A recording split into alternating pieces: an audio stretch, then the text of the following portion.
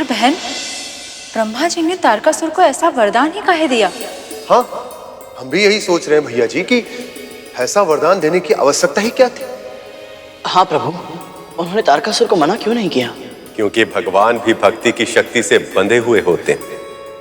ब्रह्मदेव को भी तपस्या के नियम का पालन तो करना ही था। तारकासुर की भक्ति से विवश होकर उसे वरदान तो उन्हें देना ही था।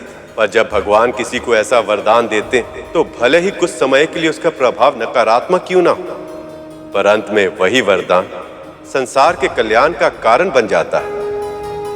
और यहां भी ऐसा ही हुआ। ब्रह्मदेव से आशीर्वाद लेकर तारकासुर भी दुष्टता की सभी सीमाएं पार कर रहा था और पूरे संसार में अपना वर्चस्व फैला रहा था। सभी देवगण उसके अत्याचार से परेशान थे।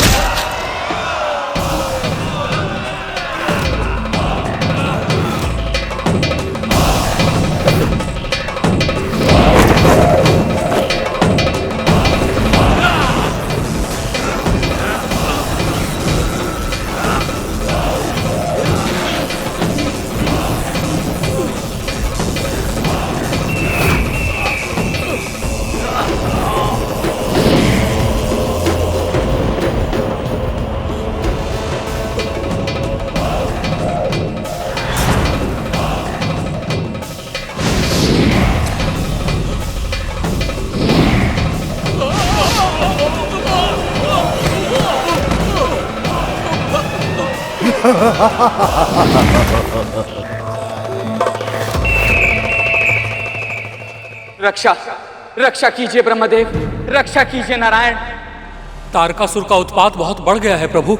हमने बहुत प्रयास किया, परंतु हम सब मिलकर भी उसे रोकने में विफल रहे। असुर राज तारकासुर की, महाबली तारकासुर की, असुर राज तारकासुर की, महाबली तारकासुर की। हमें स्वर्ग से निष्कासित करके उस तारकासुर ने स्वर्ग के सिंहासन पर अपना अधिकार कर लिया है प्रभु।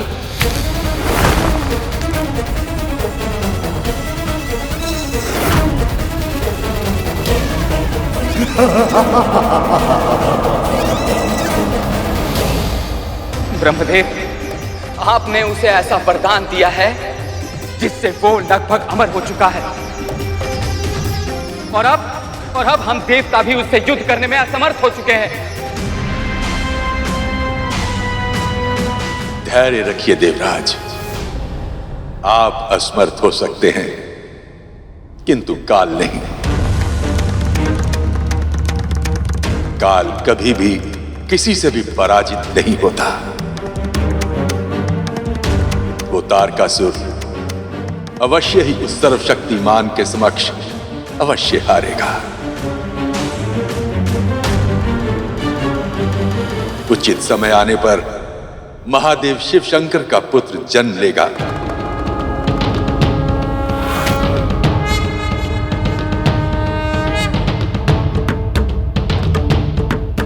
और तारकासुर का अंत अवश्य करेगा। पर यह कैसे संभव है ब्रह्मदेव? देवी सती महादेव में लीन हो चुकी हैं और महादेव समाधि में हैं।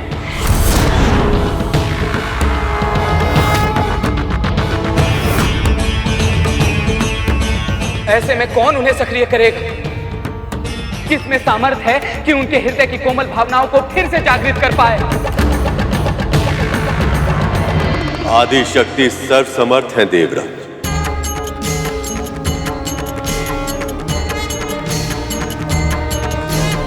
वह एक बार फिर से जन्म लेंगे, एक बार फिर से शिव और शक्ति का मिलन होगा।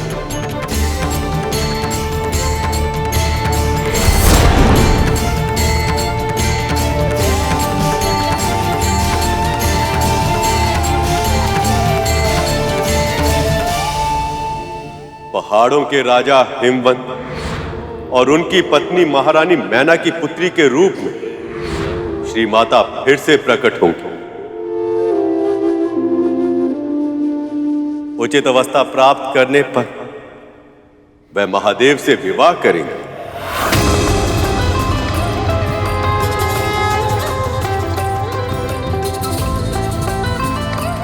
आपको जानकर सुखद आश्चर्य होगा कि महाराज हिमवंत और महारानी मैना पहले से ही श्री माता का व्रत आरंभ कर चुके हैं।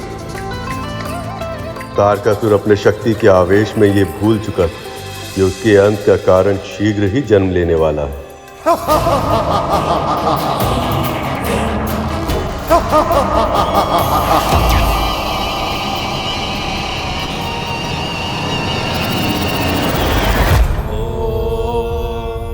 श्री मात्रे नमः। श्री मात्रे नमः। ओम श्री मात्रे नमः। ओम श्री मात्रे नमः।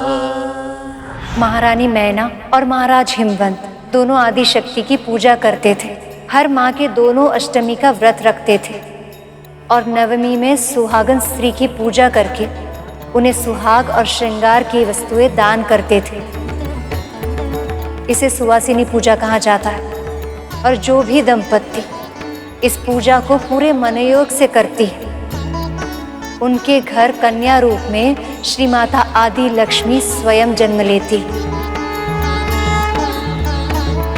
एक और दोनों महाराज और महारानी ये महान व्रत पूरे विधि विधान के साथ कर रहे थे, पर उसी समय दूसरी ओर तारकासुर का आतंक बढ़ता जा रहा था।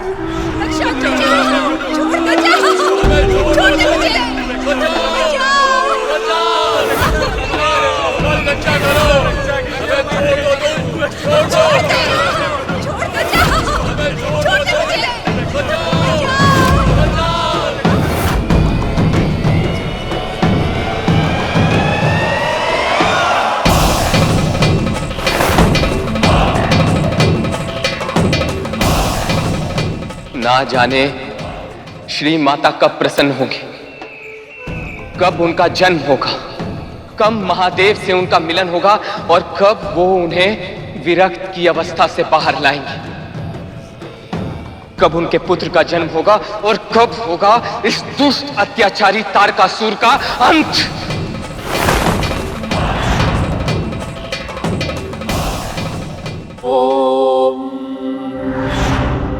श्री मात्रे नमः। ओम श्री मात्रे नमः।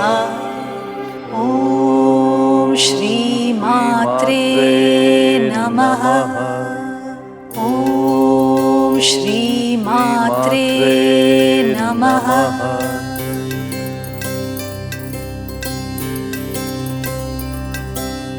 बड़े प्रयत्न और भक्ति के बाद मां आदि शक्ति ने मैना देवी और महाराज हिमवंत को दर्शन दिया।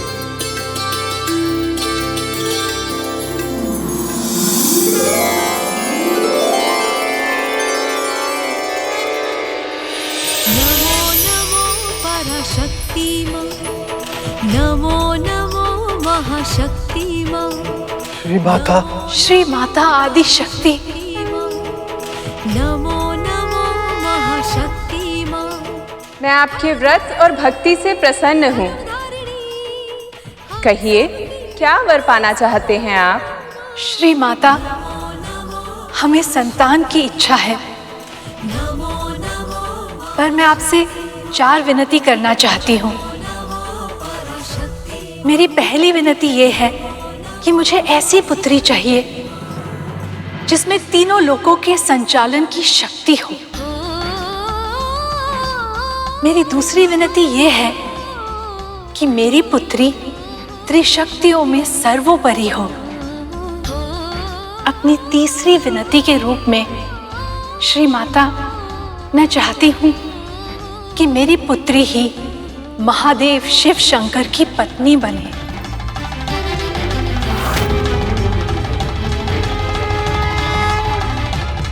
अर्थात आप दोनों मुझे ही अपनी पुत्री के रूप में प्राप्त करना चाहते हैं। हाँ माता, हमारी यही इच्छा है। और चौथी विनती वो क्या है देवी? श्री माता, हम चाहते हैं कि हमारी पुत्री के जन्म से पहले हमारे 100 पुत्र जन्म ले, ताकि हमारी पुत्री के जन्म के बाद उसे 100 भाइयों का स्नेह मिल सके।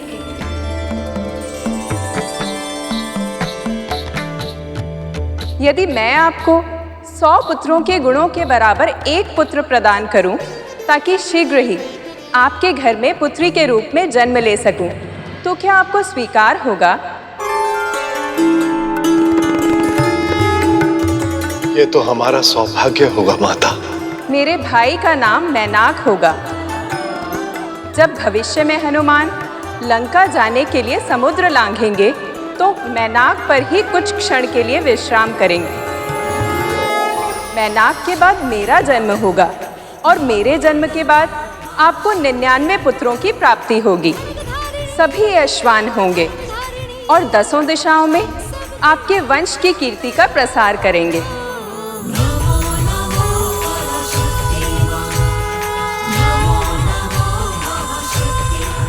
इस प्रकार आदिशक्ति के वरदान के फल स्वरूप महारानी मैना के घर मैनाक का जन्म हुआ,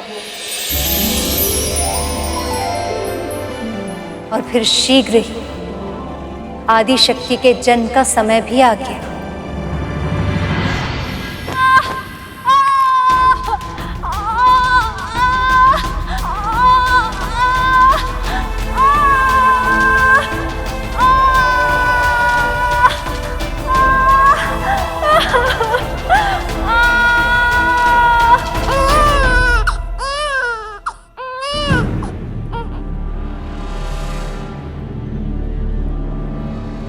बधाई हो महाराज, पुत्री ने जन्म लिया है।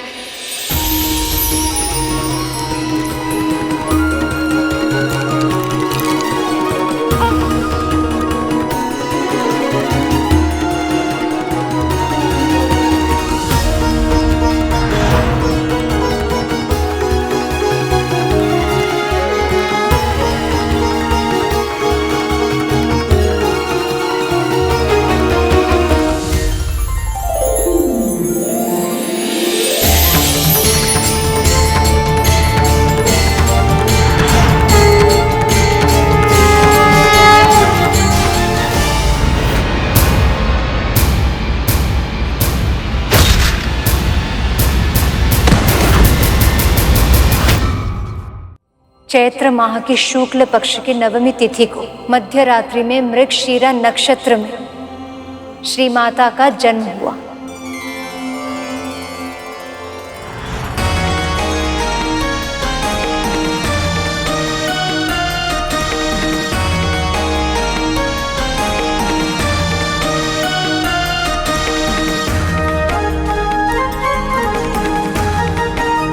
प्रणाम श्री माता।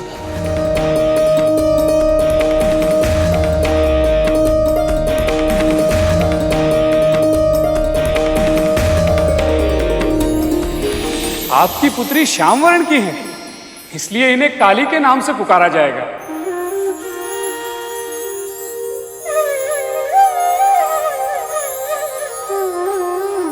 पर्वत की पुत्री होने के कारण इन्हें पार्वती, शैलजा और शैलपुत्री के नाम से भी पुकारा जाएगा।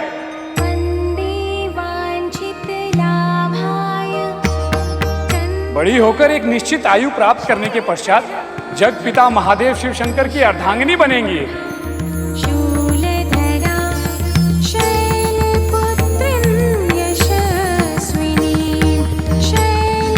नारायण नारायण।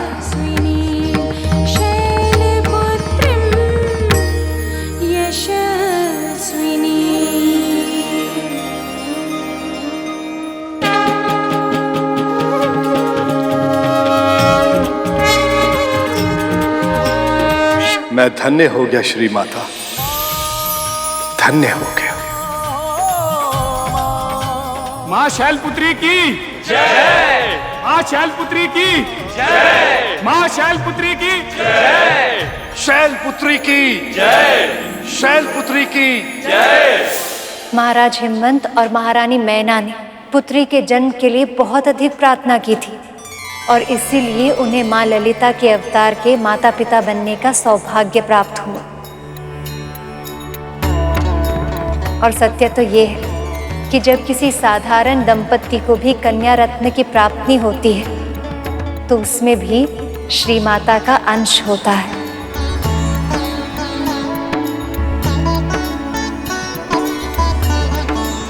इसीलिए हर कन्या के माता पिता को स्वयं को सौभाग्यशाली समझना चाहिए। अपने भीतर छिपी दिव्यता के कारण इस संसार की हर कन्या पूजनीय होती है।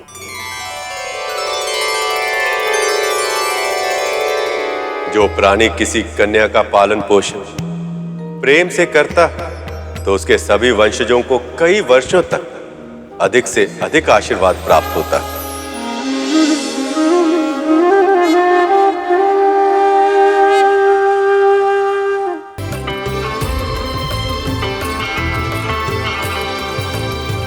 हे मां शैलपुत्री, दर्शन दीजिए।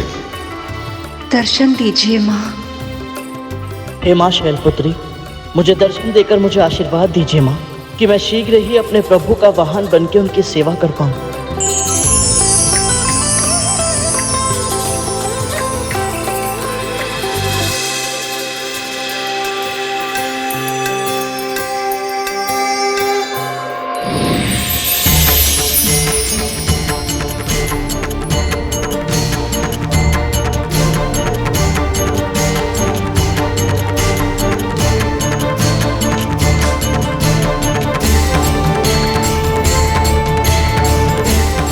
आप सबकी पूजा और भक्ति से प्रसन्न हूँ। सुपर्ण, तुमने मेरे इस व्रत का पालन किया। निसंदेह तुम्हारा ये लक्ष्य पवित्र है, पर तुम इसमें सफल होकर अपनी नियति को प्राप्त कर पाओगे या नहीं, ये तुम्हारी इच्छा शक्ति पर निर्भर करेगा। किसी भी कार्य को आरंभ करना सरल होता है पुत्र, परंतु उसे निरंतर करते रह पाना कठिन। यदि तुम अगले 9 दिनों तक सभी 9 देवियों की पूजा का संकल्प पूरा कर पाए तो अपना लक्ष्य अवश्य प्राप्त कर पाओगे। ये मेरा आशीर्वाद है।